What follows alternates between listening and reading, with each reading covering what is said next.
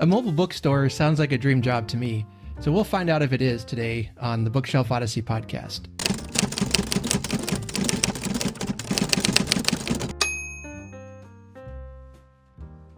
Welcome back to the Bookshelf Odyssey. My name is Art, and I'm your host. Joining me today is a very special guest. Her name is CJ, and she owns what I think might just be a dream job for me, a mobile bookstore that she calls Sunny's Book Truck. So CJ, welcome to the Bookshelf Odyssey podcast. Yeah, thank you for having me, Art. Your bookstore caught my attention. It's very unique, and it sounds like it kind of combines both of my loves of book and travel, because I assume you can drive around a little bit. Yeah, it's been a lot of fun so far. We were kind of thinking of a business model that would let us kind of dip our toes into the water of what it would be like to operate a bookstore without all of the upfront capital of needing to have a brick and mortar and all of the financial backing that requires. So I was kind of poking around online thinking about, having a table at the local farmers markets and pop-up events. And then I actually saw this image of a scooter in Italy, kind of like a converted Vespa. And it really sparked something in me. I'm like, oh, I could like build it on the back of some sort of vehicle. So I was doing some further research, trying to like look into what owning this little Vespa Italian scooter would look like. And then I saw an image of Japanese key trucks, which is what we ended up purchasing. And it all kind of fell into place. And then Sunny's was born. I was like, all right, let's do it. Let's renovate this little truck, and maybe this can be our way of getting into the book selling world. It actually reminded me of now adults of a certain age will remember those warm summer days, when you're outside as a kid and you hear that song playing and you know it means the ice cream truck is coming. So then it's like, oh, this is book stuff. Totally. Yeah. So now you'll have adults come running out. Yay. Yeah, I need to have a jingle made for sure. There you are. Now, so since we're all big readers here, and I'm a huge fan of bookstores and reading, obviously, and usually I interview authors, but I'm excited to get the other side of things now with you.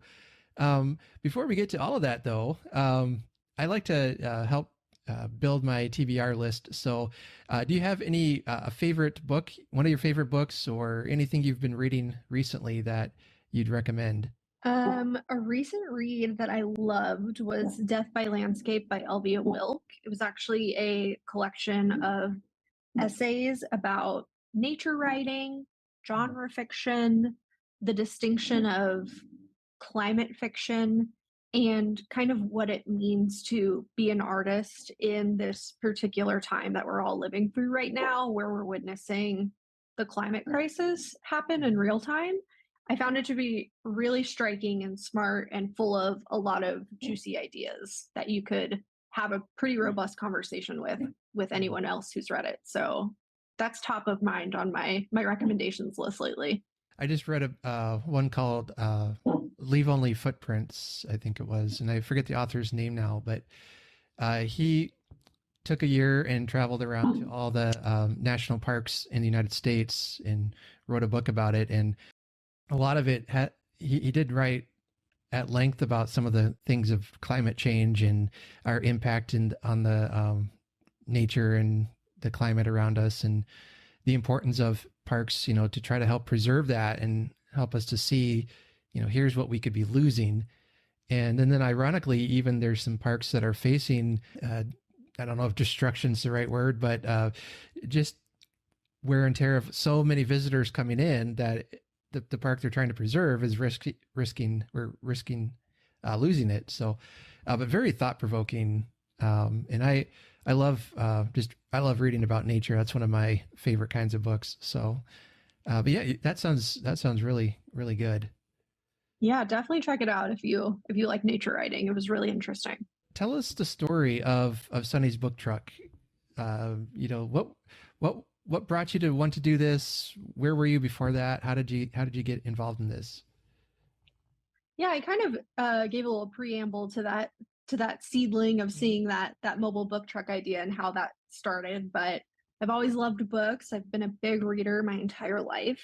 During the pandemic, I actually started a YouTube channel where I review books and have made a lot of great bookish friends online that way. So I was getting more involved in this kind of online book community, which I found really gratifying and fun. Mhm. And I'm always kind of dreaming about, you know, what a reality would be like, not in a conventional 9 to 5 job. Mhm. So, um, wanted to put on my little entrepreneur hat a little bit, and the business model of Sunny's came to me. And I also thought it would just be a really fun way to connect with readers in real life because, as gratifying as this online cultivation of community has been for me, it's also really fun to talk about books in person. So, um, the online Sunny model came to me, and I have a background in like marketing and advertising. That's my 9 to 5. I work at a design agency, so I have all of this access to great designers and kind of have been trained to kind of think about how to market myself and businesses as a job. So that also has been hugely beneficial of, just partnering with designers to make our merch and thinking about it as kind of like this holistic experience of the different touch points that Sunny's operates on. Mm. Yeah. Well, I perked up when you said you were a big reader as a kid. So now I got to ask, what were your favorite books as a kid? What did you read a lot? Um, Pretty generic answers for my generation. I was Sure. born in 93, so, middle of the road millennial, but big Harry Potter kid Mhm. growing up, just fanatic about that. I loved Lemony Snicket. I loved all of those really weird kind of fake biographies of historical girls. I don't know if that touched on you. That might be like a gender divide thing, but Yeah. like Diaries of a Colonial Girl, Diaries of there was such a weird trend in the 90s of children's literature that was kind of historical fiction. Mhm. Um, I was obsessed with those. Really anything I could get my hands on. I'm an only child, so it was definitely like a way for my parents to keep me entertained was here's a book, go sit in your corner. And I did that. Okay, mom. Yeah, sure. Happy Yeah. to. Yeah. Now, I was a kid in the '80s, so I had a steady diet of Hardy Boys and Mm, what was it, like Three Investigators, I think was another mystery series I liked. And then, of course, I love mysteries now. Then my boys especially liked the Magic Treehouse books. mm. So they kind of take, I don't know if you're familiar with them, but there's this Magic Treehouse that helps them. They travel in time and they explore different time periods, and so it not only got them a big interest in history, but they just devoured this book series and just read them until the pages were falling apart. And Love that. yeah, it was like watching, when they say you just got to find your book that really captures your imagination. Yeah, they just it was like a spark to gasoline. It was. Love that. Yep, yep. So they're both big readers now, and my daughter's in 8th grade, so she's still trying to find that niche that she likes. But she's I think Mm. she's found some. Oh, there was this one. Is it called fish in a tree or something? Now I got to ask her. Hmm. Oh, I can't remember what it was called. Now she's gonna kick me because she's talking about it all the time. Shows you how well I listen. But yeah. Anyway, it's that twist on that saying that if you judge a fish how they is like judging a fish how they climb a tree or ride a bicycle, then Mm. it's an unfair judgment. But so the book was all about acceptance and embracing who you are, that kind of thing. But anyway, Nice. it's great when you find that love. So now you get to be a part of that community of helping bring books to readers, and that's got to be gratifying to you as a bookworm. Yeah, it's been super fun. I At the pop-ups that we've done, we've only done one because we kind of launched Sunny's right in the midst of moving across the country. So we're gonna start doing more pop-ups in Arizona now that we're settled here as the weather gets cooler. But at the pop-up we did do in Oregon, it was so satisfying for people to give me like a little prompt and like, I'm looking for a book that, is about grief. I'm looking for a book that's going to make me laugh. It was so fun to look at our shelves and just kind of pick the book that was top of mind and kind of curate to their taste. I Mhm. found that to be incredibly fun, just like the hand selling aspect of it all and being able to partner with readers and introduce them to a book that they might not have known before. How do you get your inventory for your book? Because you got to have a pretty limited space. Yeah, I think the truck can probably hold like 250 books, I would probably guess, which is a lot, Mhm. but not a bookstore size by any means. Right. So I have accepted donations, pilfered my own collection to get the bones of the truck going, and then also I have incredible luck at thrift stores. Honestly, I frequent them probably twice a week. They're constantly getting new stock, and being able to just pick and choose from that selection has generated a lot of the inventory too. But Mm. kind of all over the place. It's always nice when a friend is cleaning out their bookshelves and they'll donate it to Sunny's. That's been cool too. Yeah. Yeah. So you don't have to even worry about like dealing with book companies and different things. It's more of just helping to get books into people's of all kinds into their hands. Yeah. Yeah, we've been stocking only used inventory so far on Sunny's, um, and pricing them really accessibly, to try to make sure everyone has access and can be able to buy these books. I do sell new books when we do the Sunny's Book Club, which is a Mhm. monthly subscription that is physically sent to people who subscribe. That audience gets new titles, but so far the truck has all been used inventory, and that's Mm. been working well. This when I was a teenager, I lived in Washington State for 6 or 7 years, I think, and the, so I went to the library a lot. We couldn't afford to go to the, buy new books. So, the library was a lifesaver. And then there would be a couple of used bookstores that would pop up here and there. And that was always fun. But there was a bookstore that opened right near where I lived, and it was a used bookstore. And they had a deal that if you could, either, I don't know what it was, like 50 cents for a paperback or something. And or you could trade, bring in paperbacks and trade. So I had this thing going where I would go to the thrift store when they would have, fill a bag of books for $1. So I'd fill it for $1 and then take it to the bookstore and trade for other books that I actually wanted. Oh my gosh. Smart. You're hustling. I'm hustling. That's right. So I had all these books in my room that I would read and love and you know, I mean, not free, but about as free as you can get without. I and love that. That's smart. yeah, and I love that they had this thing where you could trade books, but I always wondered how they stayed in business. If maybe I helped them go under. I don't know. it's it's the guilt I carry today, but Oh my gosh.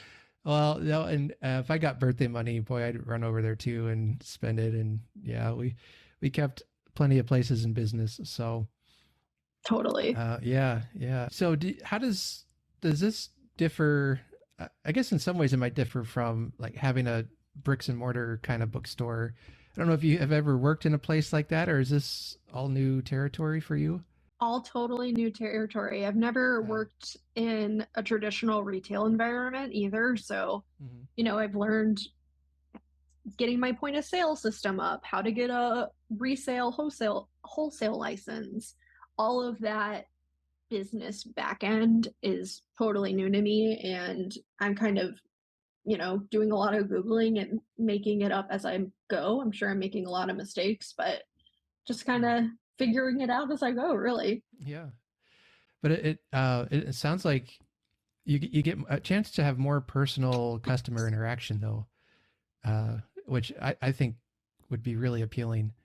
Are there any kind of funny or heartwarming stories you can share about just customer interaction? Um, like I said, our physical interactions with people have been pretty limited since we've Right. only been able to do one pop-up so far. Oh, cool. But I think we also offer something called a surprise book box where I have customers fill out a form online and kind of answer some questions. They give me some prompts, and then they get 3 surprise books from the Sunny's inventory. So that's been super fun. Mhm. People give me like the weirdest, most specific prompts sometimes. Like, I want a book that feels like I go to an arcade and it's the 80s and I'm drinking a Slurpee.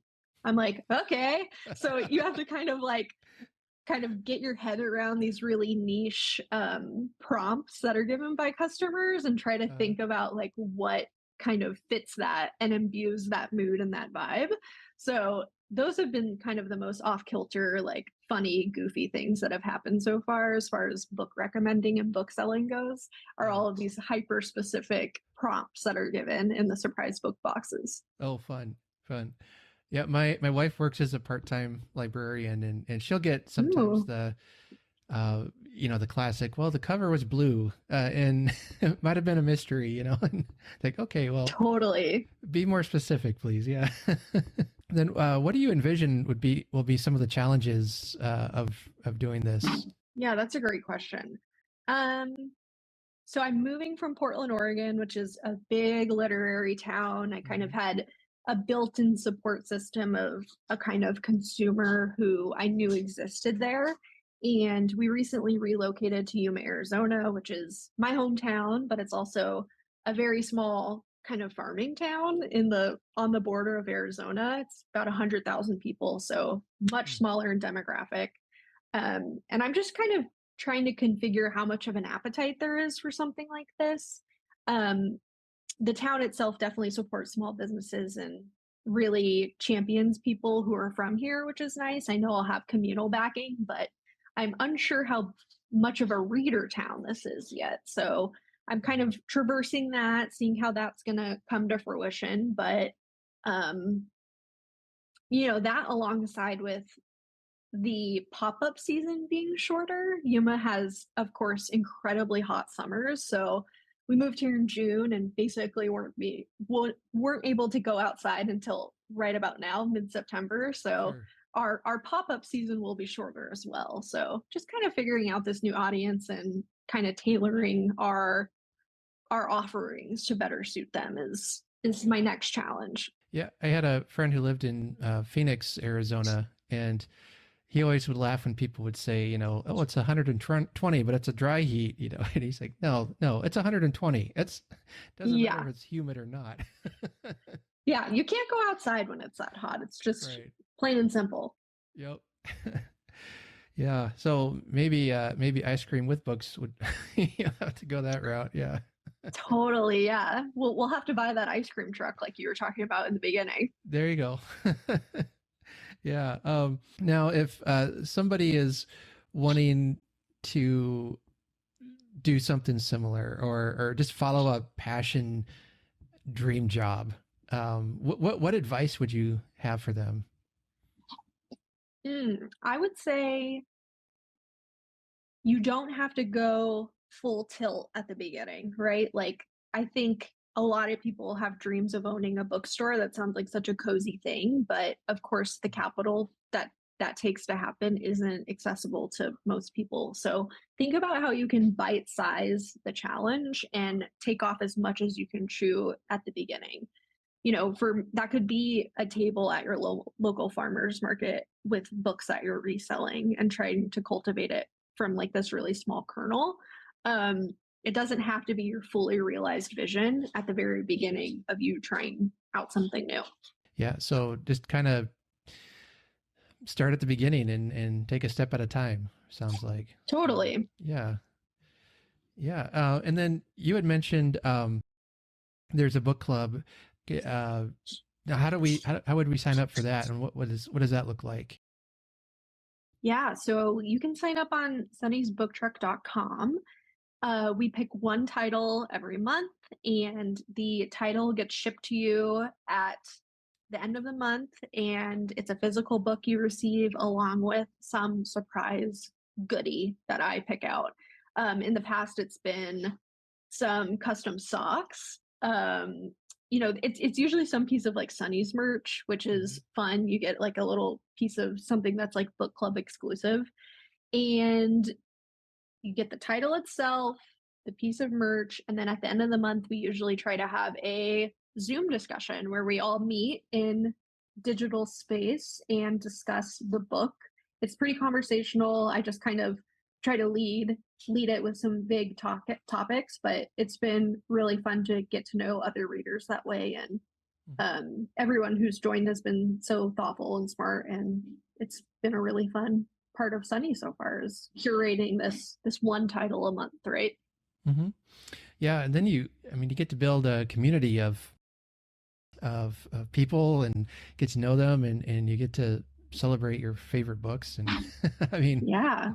it's the best. Now, saw you also, you have a YouTube channel. Is that still active? And what do you do on there? Yeah, it is active. It's kind of taken a back seat as we've moved and I'm trying to Mhm. get settled in my new life, but um definitely more personality driven. Sunny's is a business, so I'm not the face of it, but I do reading wrap ups and like kind of chatty sit down videos where I'm talking through what's on my TBR, what I just read. Also do some light vlogging, just kind of a a more bookish lifestyle channel, really.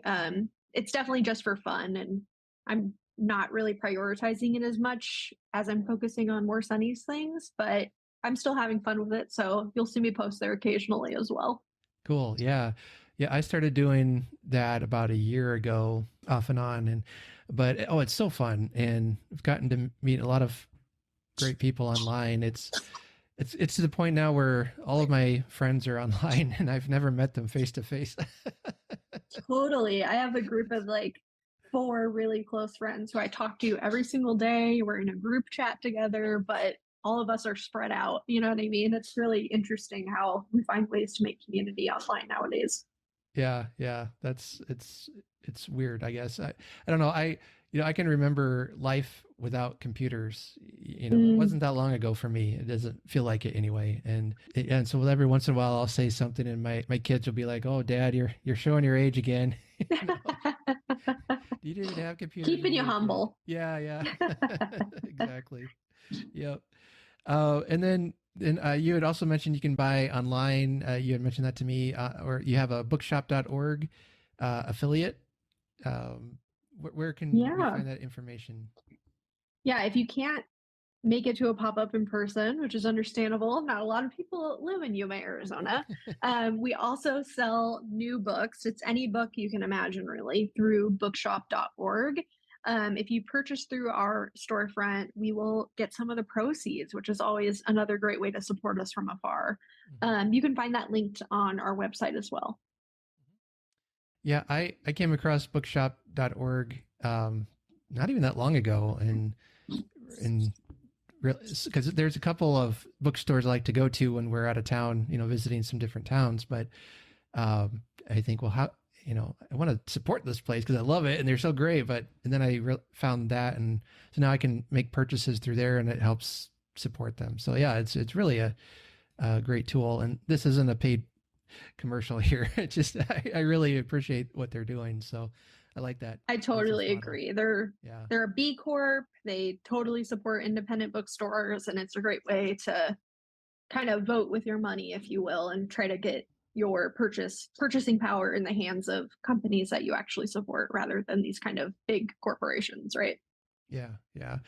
Um, And unfortunately, it seems like, see, I'm going to sound like an old man now, but we got all these big corporations running things, and it's harder and harder. It seems like for someone to do their own startup or their own private business or independent business. So Mm-hmm. folks like you are just finding creative ways to do that, and so I just really wanted to take a little bit of time today just to talk to you about it, and want to encourage you to go keep going, and if you have a dream or a passion, to just jump in and do it. It's worthwhile. Yeah. CJ, thank you so much for just for being here today.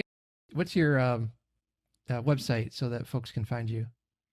Yeah, you can find us on sunnysbooktruck.com, all of our other socials, and link to the book club, bookshop.org, our Instagram. It's all kind of housed under there.